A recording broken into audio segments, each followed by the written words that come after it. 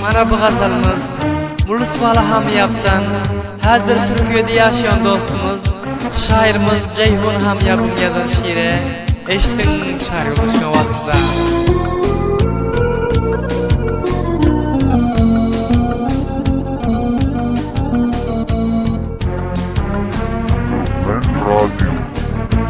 Kısmet bolsa bizi zaman dolanıp ey enecan kaydıp bir gün barar men.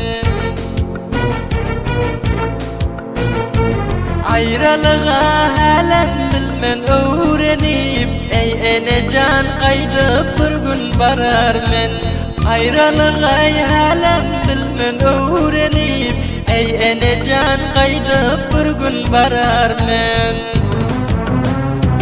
Yüreğimiz şad eden bir günü barip yine kesil bulmak bensiz sargarip.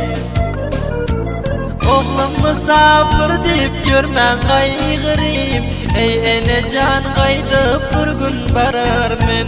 Oğlum kesel deyip görmen kaygırip ey enecan kaydıp bir gün barar men.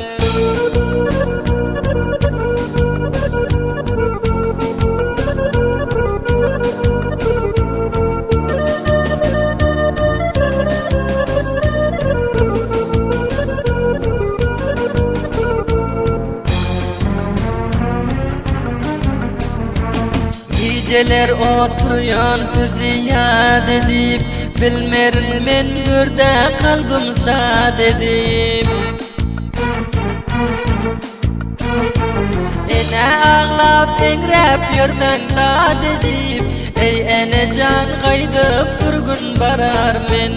Ene ağlap engrep yürmen dad edip ey enecan kaydıp bir gün barar men.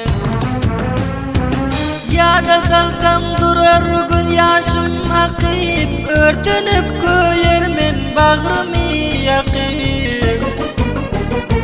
Karaşıp oturun yoluma bakıp ey enecan kaydıp bir gün barar men.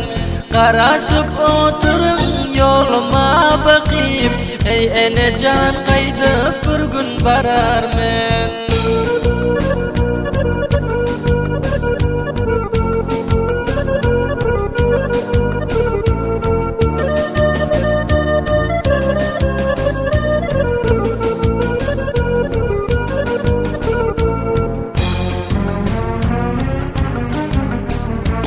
Hemidullah Aydar uzak enemden hiç bile çıkmıyor azası dilden.